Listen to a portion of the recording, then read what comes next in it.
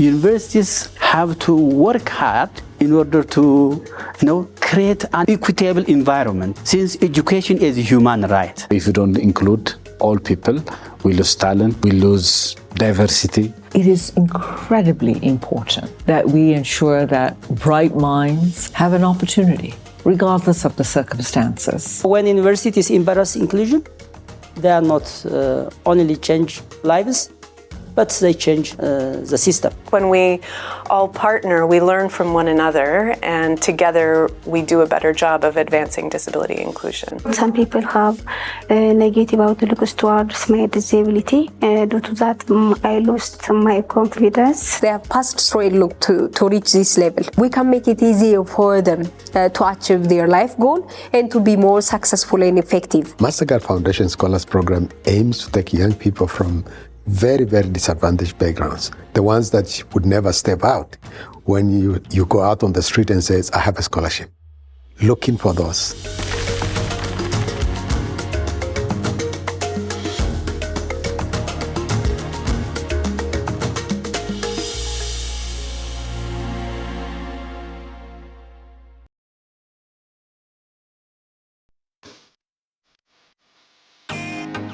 Education is often spoken about as opportunity, but sometimes the more important work is to pause and look at who that opportunity actually reaches. When we think about education and the opportunities for education, we really need to ask ourselves, who's here and who isn't? And for us at the Mastercard Foundation, our minds immediately travel to young people who have had to flee their homes because of conflict, young people who are refugees, who are displaced, and young people who, in some cases, may be hidden at home because they're living with a disability. We believe strongly that everyone, irrespective of his or her beginnings, should have the opportunity to learn and prosper. And you will find that young people who are talented, but they come from disadvantaged backgrounds, don't get the opportunity to learn. They don't get the opportunity to get a quality education. And so they don't get the opportunity to really bring out their best to transform their lives and those of their communities. Turning that belief into something practical meant working with institutions that were already asking similar questions. Queen's University has an international center for the advancement of community-based rehabilitation. It's been at Queen's for the last 30 years, and we submitted about 10 years ago a project proposal to the Mastercard Foundation to implement work that we wanted to do in partnership with the foundation. The foundation got back to us and said there was an institution in Ethiopia that had a similar center and had recently submitted a similar type of proposal to them. So they said, would we be interested in speaking to one another and figuring out what good work we could do together? So we said absolutely. The Mastercard Foundation was a matchmaker of sorts, and the rest is history. So we've worked with the University of Gondar to create a project that speaks to both our institutional priorities and the priorities of the University of Gondar.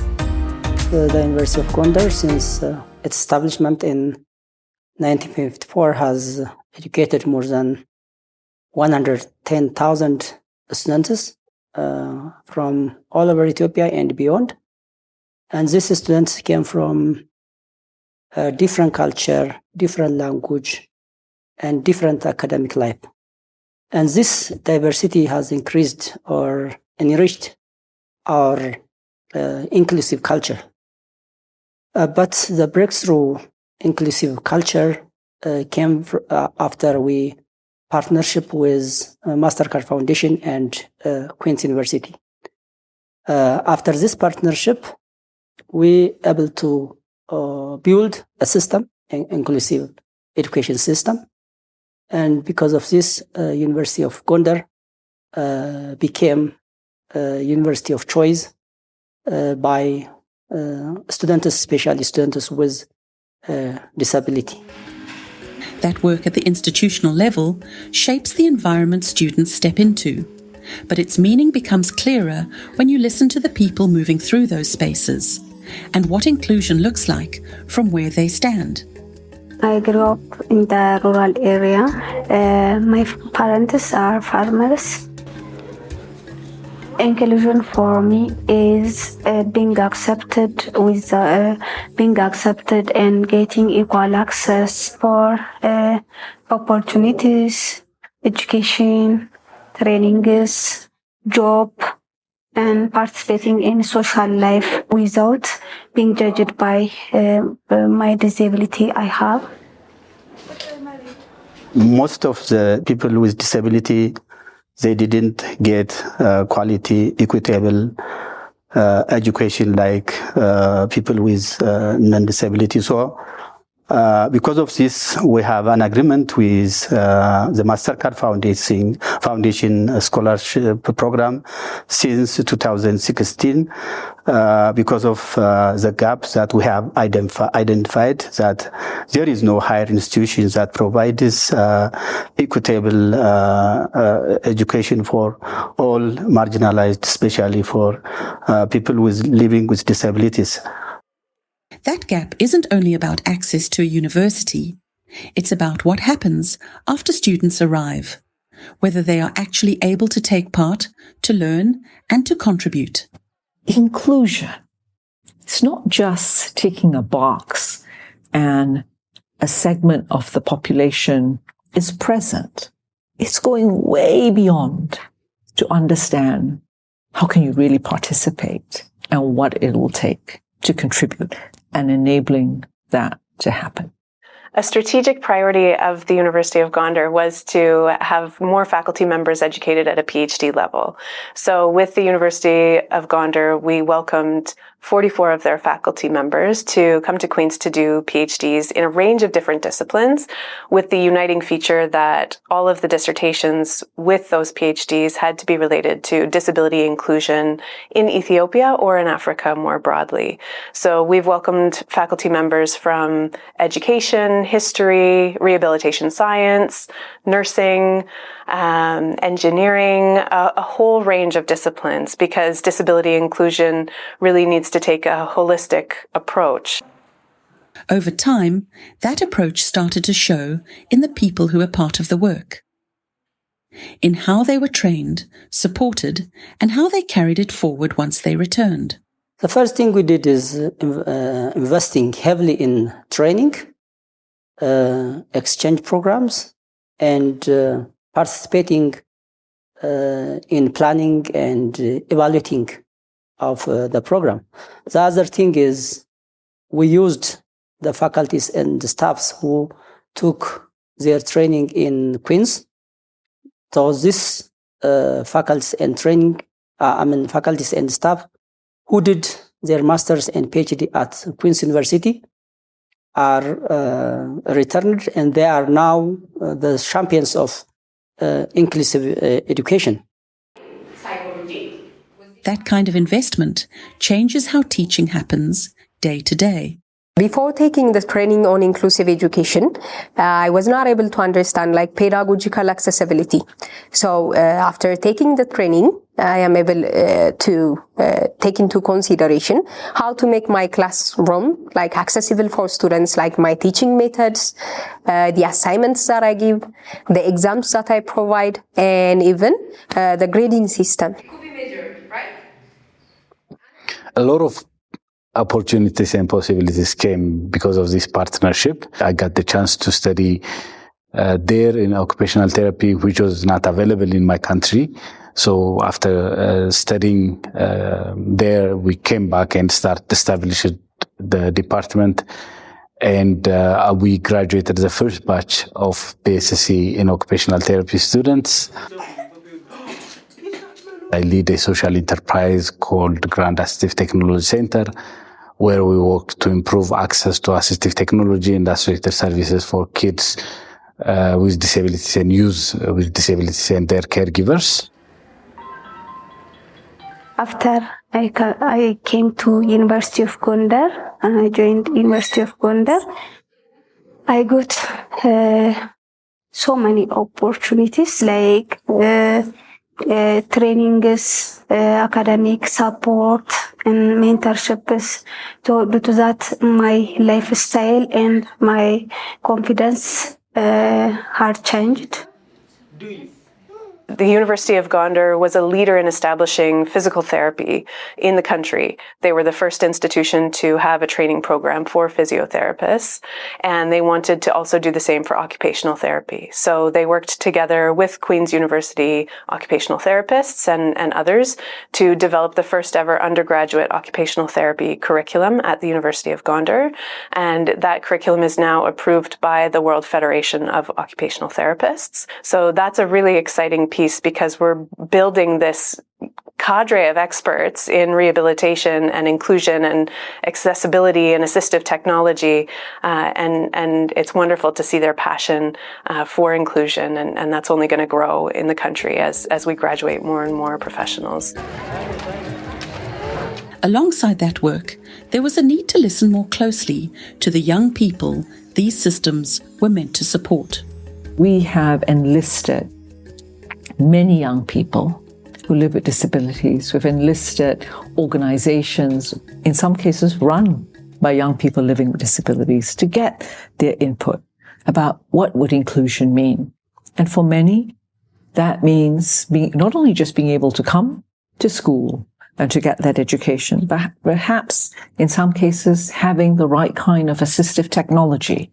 If they're visually impaired, or they have a hearing impairment, but the right kind of technology that enables them to just participate in the classroom, participate in learning and contributing to the classroom. For some, it's somebody else who might be able to actually write what they are saying, so that their ideas could be conveyed. In order to understand human beings, we might study animals. When we talk about inclusion, it's not only about for students with disability. What we have to remember is our students might have different needs depending on their background and their experiences in learning. So, in my experience, there were students that were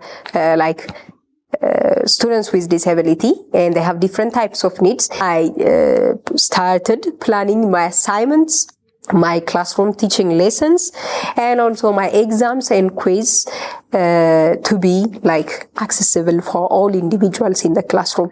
In that way, it will be supportive not only for the students but also for me, since I will be able to deliver a course that's being understood by all the students. The inclusion is a major piece of the foundations. Actually, we say it's part of the foundation's DNA, because it's the vision statement that everyone, irrespective of his or her beginnings, should have the opportunity to learn and prosper, recognizes that it's not only the people that are out there who can, seize opportunities as they get exposed to them, but rather everyone, even those that are not exposed to opportunities, we should make an effort to reach them and make sure that we include them in what we do. Living up to that commitment often comes down to the everyday choices universities make about their spaces and services. The University of Gondar takes a comprehensive measures to make our campus accessible for people living with disabilities. We establish a committee. That committee having a checklist to assess whether our campus is accessible for people with disabilities. And then, based on the reports that we have received from the committee, we rearrange. The very challenging problem is the changing the mindset. So the mindset in terms of disability or other forms of inclusiveness is very low. But because of the big commitment in the leadership, staff, faculties, and other stakeholders, we became able to manage all those problems. For lecturers, those challenges are encountered in the rhythm of everyday teaching. The most challenging part in delivering inclusive education is providing exams for students with visual impairment. They are taking exams outside the classroom and someone is reading the exam for them. So sometimes they need more time. Sometimes even their reader or assistant might not be able to understand like the concepts that are being asked. Sometimes their even audibility matters, and also sometimes there might be environmental issues, like there might be rain or there might be sunlight, so it's hard to address or to solve challenges related to providing exams, especially final exams that's being given to students. Living with those challenges over time affects more than learning. For many students, it begins to shape how they see themselves. My biggest challenge was fear, low confidence. Due to that, I lost opportunities because I can't change I can't change one time because of my past history, and then after I join, it takes time, but it changed through different trainings and life skills workshop, networking, like friends, the society and my teachers' help and my staff's. Due to that, it changed. Currently, almost I am good. Experiences like this don't end with one student. Over time, they prompt bigger questions about the kind of education systems being built. Education in Ethiopia, in Africa, also, I think it should not be so much theory focused, but it should be based on and rooted on local realities and contextualized, and also should be inclusive and practical. That way, it can also be able to solve problems, and that we can be leaders but not followers. And as more students begin to seek out inclusive spaces, new pressures emerge. A brain drain. Some of the masters, they have already completed their master's program, but they didn't return back to Ethiopia, University of Gondar. That's an unexpected problem. And the other thing, now students with disability in all over the country, in all over the University of Ethiopia, when they are assigned from these 47 universities, public universities in the country, all they requested to come to Gondar. This attraction brings a challenge, resource challenge. There are students who get support from the Mastercard Foundation program, but there are also other students who didn't get this support. Still, there is a problem now to make this align each other. The partnership between Queen's and University of Gondar is really special because we both are bringing things to the table and we're both learning from each other. Queen's has areas where we need to improve, and Gondar has really caused us to think critically and work on areas on our own. And similarly, Queen's has brought ideas and expertise to University of Gondar that they might not have had otherwise. So I think when we all partner, we learn from one another, and together we do a better job of advancing disability inclusion. Students with disability prefers to join the University of Gondar because of the initiatives we took, and because we took inclusiveness as one of our priority area. And students and faculties are more empathic, collaborative, and socially aware. in teaching procedures, students actually enjoy like inclusive education. The only thing that they might not enjoy is about like the assignments. I might assign students with disability with others without disability, and like they might not be able to communicate well. That's the thing that needs to be currently worked on, but the rest of the issues, they are acceptable by students and they even enjoy it mostly, like they say it's a good way. Those classroom experiences point to a bigger question. What needs to be in place beyond the classroom to support learning fully? I aspire to see that all people with disabilities, learners with disabilities, children with disabilities, youth with disabilities have access to assistive technology that they require. I would like to see that assistive technology being recognized as an essential health product that is integrated into health systems, education systems, and all systems across life. And policy change is needed. For example, it should be recognized. I want policy to recognize assistive technology as essential. A policy change would help, for example, to support local innovators, local social enterprises, to work on manufacturing and distributing and all assistive technology services. Investing on inclusive education brings quality in the University of Gondar, not only in the University of Gondar, but also in all universities in the country. Investing in people with disability means including all the different people and bring in one table, so that encourages competition among the different peoples, competition among the different perspectives, competition among the different people who have different philosophies of life. That increases quality in the university. On the ground, it comes back to paying attention to people, to context, to what's actually there. Anyone who is willing to practice inclusive education first have to understand the type of the disability of a person and the type of students that they are teaching. The first thing that's important is not what we think. What's important is what's in the environment, like the reality. So what type of needs do they have?